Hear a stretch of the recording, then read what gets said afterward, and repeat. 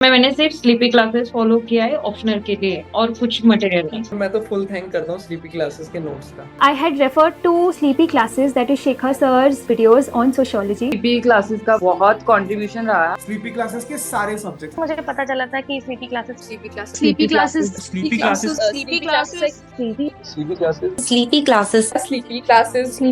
मेरा स्लीपी के साथ इंटरेक्शन हुआ। Sleepy classes I completely relied on your channel. सिर्फ स्लीपी की वीडियोस ही देखी है। Sleepy classes sleepy classes is one of those मतलब इंस्टीट्यूशन जहाँ पे सभी टीचर अच्छे हैं। Hi everyone, my name is Shreya Jha and I have secured an All India rank of 357 in UPSC Civil Services Examination 2025. In my UPSC journey, this was my first attempt at mains and it was my first interview, and I'm here to share my journey on how to clear this particular phase of the examination, that is the mains phase. And in my journey I did encounter a lot of challenges, तो मैं उस challenge को भी आपको बताऊंगी और मेरा यह फोकस रहेगा कि कम समय में आप कितना प्रभावशाली आंसर लिख सकते हैं, इसके लिए मैं आपको कुछ सजेशंस दूं।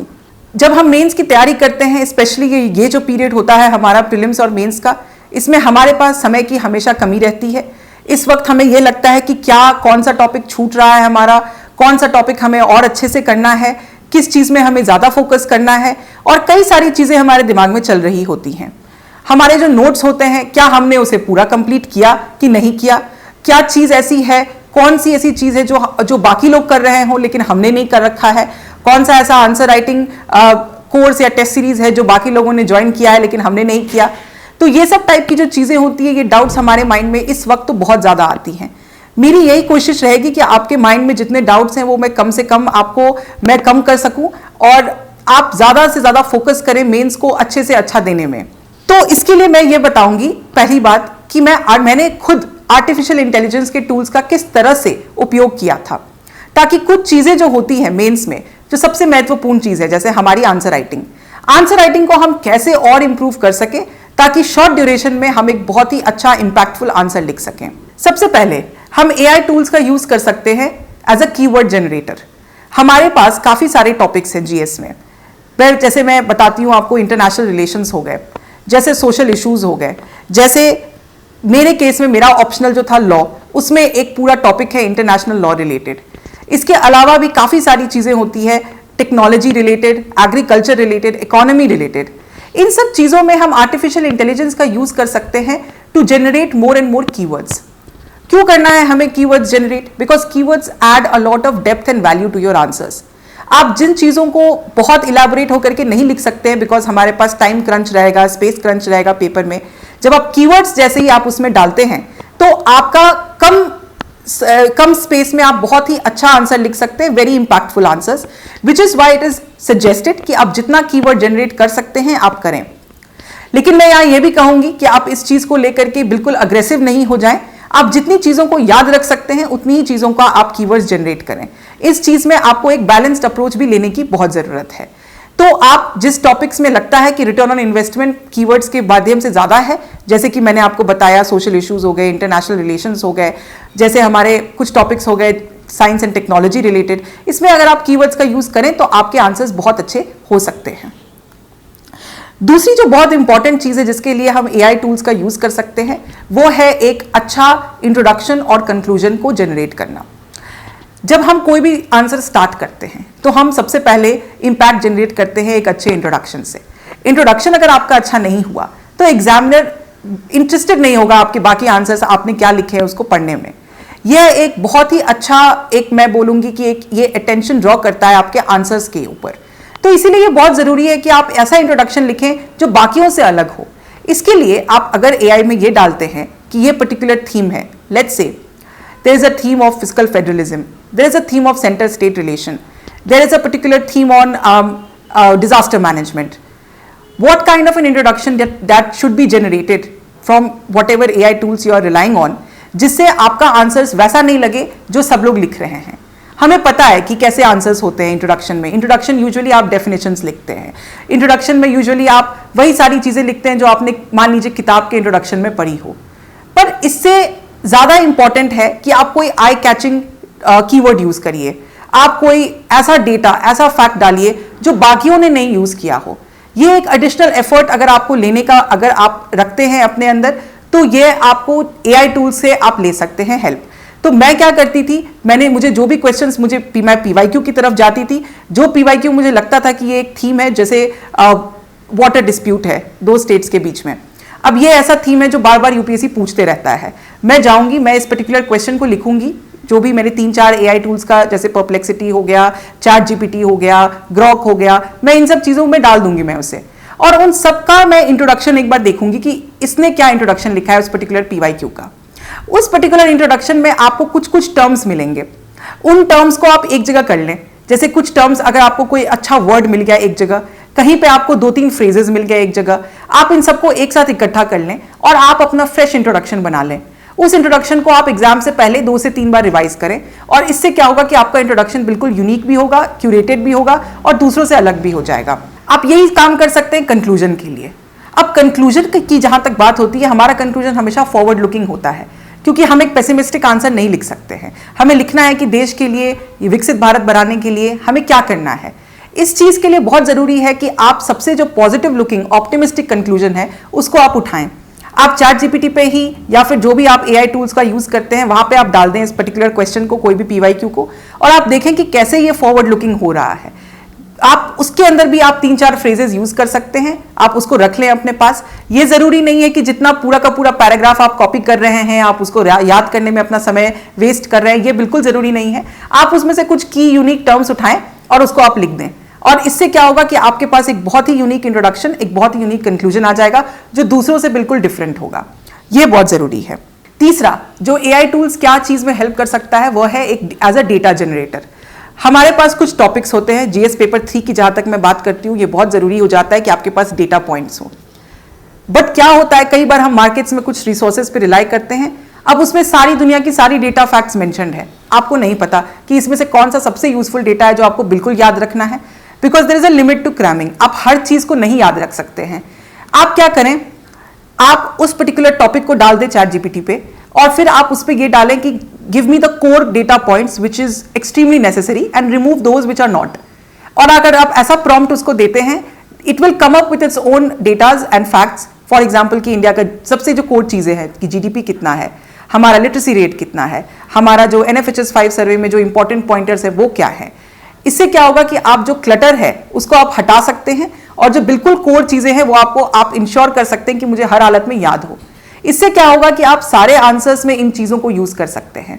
कई बार हम डेटा बनाते तो हैं बट वो इतना टॉपिक वाइज हो जाता है कि आप उसको इंटर रिलेशनशिप उसका एक्सप्लोर नहीं कर पाते हैं, आपका थीम्स जो है वो बिल्कुल एक साथ मिक्सअप हो जाता है।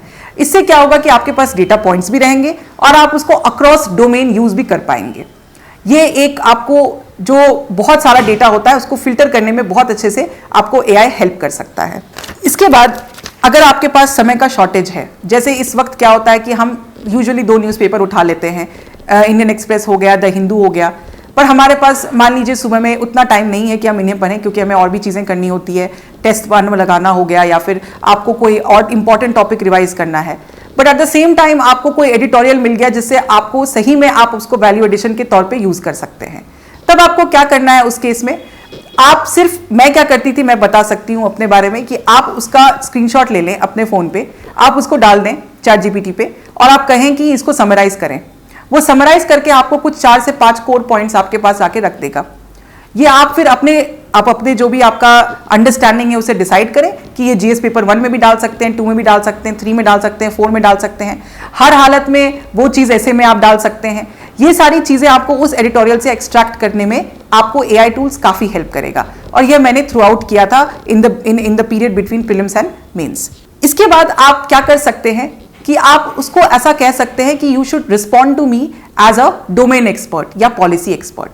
तो लेट्स से अगर आप कोई आंसर लिखते हैं अपना और आप उसको अपलोड करते हैं चैट जीपीटी पे लेट्स से, एंड आप उसको ये सजेशन देते हैं कि अगर ये आंसर कोई डोमेन एक्सपर्ट या कोई पॉलिसी एनालिस्ट इन्होंने देखा होता तो उन्होंने क्या कहा होता इस पे, and it will come up with some unique points. उसको आप वैल्यू एडिशन के तौर पे अपने आंसर में यूज कर सकते हैं।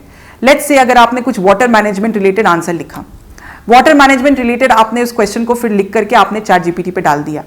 वाटर मैनेजमेंट रिलेटेड आपके पास बहुत ही जनरल आइडियाज होंगे because we are all preparing for being a generalist officer. But as a policy analyst, how would you look at that issue? आपका क्या पर्सपेक्टिव है?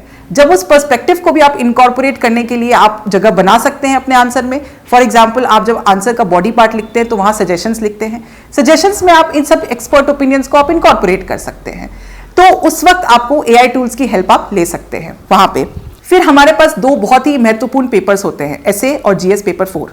इन दोनों में हमें सबको पता है कि हम सबको कि हमें मार्क्स उठाना यहाँ बहुत जरूरी है.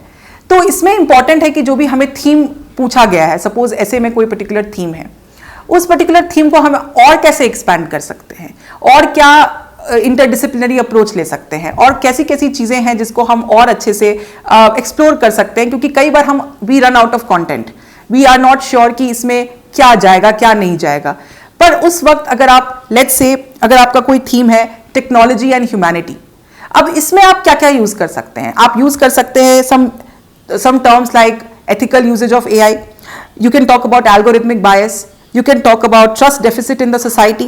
You can talk about digital ethics. You can talk about intergenerational justice. So if these are the themes, sub themes that can be explored, अगर आप इसमें भी AI का हेल्प ले सकते हैं, आप उसको डाल सकते हैं. You can expand the theme as per the demand of the question and accordingly see कि आप इसको कहाँ कहाँ यूज कर सकते हैं. इसके बाद एक बहुत अच्छा यूजेज इसका यह है कि आप PYQ का ट्रेंड एनालिसिस करते हैं. अनलाइक प्रीलिम्स, मेंस में थीम एनालिसिस करना थोड़ा रिलेटिवली ईजियर होता है. इसमें जो क्वेश्चंस होते हैं, आप उस सारे क्वेश्चंस का जो थीम होता है पर्टिकुलरली वो किस थीम से, ब्रॉडर थीम से करस्पॉन्ड करता है, वो आप समझ सकते हैं.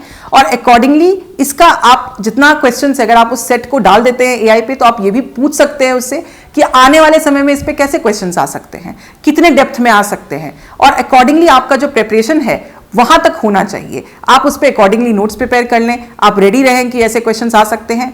और अगर लेट्स से अगर कोई पुराना ही क्वेश्चन आ रहा है तो उस केस में उस आंसर में अगर किसी ने पहले क्या लिखा है और अब क्या लिखा है, तो उसमें कैसे कैसे हम न्यू चीजें, न्यू डेवलपमेंट्स ऐड कर सकते हैं. ये चीजों को आप फोकस कर सकते हैं with the help of AI tools. उसके बाद आती है बात आंसर एनरिचमेंट की. आंसर एनरिचमेंट में मैं ये मानती हूं कि कोई भी केस स्टडी या कोई भी चीज जो इंडिया में हो रही है, ग्लोबल प्लेटफॉर्म्स पे हो रही है, ये बहुत महत्वपूर्ण है. आपको हर चीज नहीं पता हो सकती है कि आपको हर कंट्री में क्या चल रहा है, यूरोपियन कंट्रीज में क्या लिया जा रहा है. सपोज टैक्स रिफॉर्म्स की जहां तक बात करें तो वहां क्या हो रहा है, हमारे यहाँ टैक्स इवेजन इतना ज्यादा क्यों है, वहां पे कैसे कम किया गया. इन सब टाइप के सवाल आपके मन में आएंगे. इसके लिए हमारे पास बहुत इंपॉर्टेंट है कि हमारे पास कुछ बेस्ट प्रैक्टिसेस रहें. बेस्ट प्रैक्टिसेस इकट्ठा करने के लिए आप AI टूल्स का यूज कर सकते हैं. अगर आपको लगता है कि Singapore model of development India में फॉलो होना चाहिए, तो आपको पता होना चाहिए कि वहां के मॉडल में क्या क्या था, क्या क्या की थीम्स थे और हमारे में क्या क्या डिफरेंसेस थे. इसके बारे में आप डिटेल स्टडी कर सकते हैं. तो मैं ये बोलूंगी कि बेस्ट प्रैक्टिस का मतलब ये नहीं होता कि आपको किसी मंथली मैगजीन में या कहीं पे कुछ दिख गया और आपने उसको आंसर में लिख दिया. इसका मतलब ये भी होता है कि जब आप सजेशंस लिख रहे हैं अपने आंसर में, तो क्या वो कोई भी बेस्ट प्रैक्टिस आप कहीं से जो उठा रहे हैं या केस स्टडी आप उठा रहे हैं, वो इंडिया में रेलिवेंट है कि नहीं है. ये चीज आप तभी समझ सकते हैं जब आप उसको डिटेल में पढ़ते हैं. तो इसका आप AI का आप यूज करें और इसमें अच्छे से आप डेप्थ बिल्डिंग करें और अकॉर्डिंगली आप अपना फॉरवर्ड लुकिंग कंक्लूजन भी लिखें और आप अपना अच्छा सजेशन, यूनिक सजेशन, जो बिल्कुल बाकी लोग तो अगर आपको लगता है कि ज़्यादा रोबोटिक हो रहा है आपके अंदर, आपके प्रिपरेशन में, तो आप उसमें चेंजेस कर सकते हैं इसके वाया. उसके बाद जो चीज़ AI आपको हेल्प कर सकती है, they can play as a devil's advocate. आप अपने जो भी लॉजिक और जो भी अजम्पशंस पे आप अपना आंसर लिखते हैं कि ये सारी चीज़ें होती है, बिकॉज आप हर आंसर में 5 से 6 पॉइंटर्स लिखते हैं. आप बोलते हैं कि क्या प्रोज है इशू का, क्या कौन से इशू का, क्या सजेशन है इशू में. जब आप ये बातें लिखते हैं तो क्या ये बातें सही है? क्रिटिकल थिंकिंग आपको करनी होती है सब टॉपिक्स पे. इसके लिए आप अगर AI को कहते हैं कि play the devil's advocate, challenge what I have written, अगर आप उसको, वो अगर आपको चैलेंज करता है उन सब पॉइंट्स पे, तो क्या आपके पास डेटा फैक्ट्स है उसको सब्सटैंशिएट करने के लिए? ये आप अपने आप से क्वेश्चन पूछिए. और अगर आपके पास उस चीज को लेके डेटा और फैक्ट्स नहीं है, तो आप वहीं के वहीं उससे ही डेटा और फैक्ट्स आप मांग करके अपने आंसर्स को और रोबस्ट बना सकते हैं. क्योंकि कई बार आपके कोई पॉइंट्स है, एग्जामिनर क्यों सुनेगा आपकी बात? एग्जामिनर तब तक नहीं सुनेगा जब तक आपकी बात is not just substantiated but very well substantiated with points, and these points should come from, I would say, policy experts, from domain experts, from deep analysis. और ये सब करने का हमारे पास बिल्कुल समय नहीं रहता, तो आप उसके लिए AI का यूज करके फास्टर इस चीज को कर सकते हैं और आपके आंसर्स और भी अच्छे और बहुत रोबस्ट लगेंगे and it will give you a very concrete answer which is a little different from what others are doing. तो ओवरऑल जो मेंस की जो मैं मेरे एक्सपीरियंस के हिसाब से जो इसकी श्योर शॉर्ट स्ट्रैटेजी वो है ये है कि आप नोट्स बनाएं, आप उसको रिविजन करें। रिवीजन के पश्चात आप यह ध्यान रखें कि आपके पास जो आंसर राइटिंग है उसके लिए आप डेडिकेटेड समय निकालें। प्रीवियस ईयर क्वेश्चन पेपर्स को बार बार बनाएं और प्रीवियस ईयर क्वेश्चन पेपर्स को बनाकर आप उसको बार बार आप उसको यूज कर सकते हैं AI टूल्स का, ताकि आप उसको कंपेयर कर सकें कि आपके आंसर्स और कितने अच्छे हो सकते हैं और कितना इंप्रूव कर सकते हैं आप अपने आप को। Because ultimately mains is a game of improving yourself. आप डे 1 को जैसा आंसर लिखते हैं और जो लास्ट डे को जैसा आंसर लिखते हैं, आप खुद रियलाइज करिएगा कि उसमें बहुत डिफरेंस होता है, बहुत चेंज होता है। और इसके लिए इंट्रोस्पेक्शन बहुत जरूरी है and it is very important कि आप अपना माइंड जो है वो हमेशा ओपन रखिए। अब इन सब के बाद मैं ये बात भी जरूर बोलना चाहूंगी कि जब आप AI टूल्स का यूज करते हैं तो हर चीज एक्यूरेट नहीं होती। ये आपके ऊपर है रिस्पॉन्सिबिलिटी कि आप जाके उसको वेरीफाई करें, आप समझ लें क्या कि ये चीज सही है कि नहीं और मैं इसको एग्जाम में लिख सकती हूं कि नहीं लिख सकती हूं। अगर आपको लगता है कि ये चीज क्रेडिबल नहीं है तो प्लीज आप वैसा इंफॉर्मेशन अपने आंसर्स में ना लिखें। ये जजमेंट आपको खुद रखना है, आपको अपने अंडरस्टैंडिंग से उसको रखना है। हर वैल्यू एडिशन मटेरियल के पीछे मत भागें, हर चीज को एक एनरिचमेंट की तरह मत देखिए। आपको लगता है कि ये इस चीज का आंसर कर रहा है तभी लिखिए, जबरदस्ती का उसमें लिखने की कोई जरूरत नहीं है। ये एक बहुत ही महत्वपूर्ण बात है।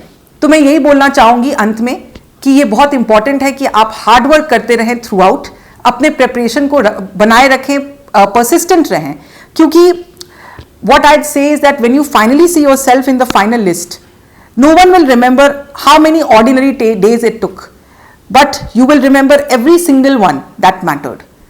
तो ये बहुत जरूरी है कि आप उन सब चीजों का बिल्कुल ध्यान रखें जो आपके लाइफ में एक्चुअली मेक डिफरेंस कर सकता है।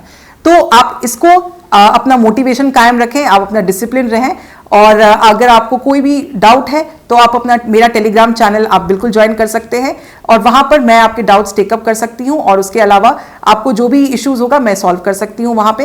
And all the very best. और मैं बिल्कुल चाहूंगी कि अगर आपने यूपीएससी की जर्नी को अपने लिए चुना है तो आप उसको एंड तक आप उसको थाम के रखें और उसको बिल्कुल कंप्लीट करें और I will be very very happy to see you in the final list. All the very best.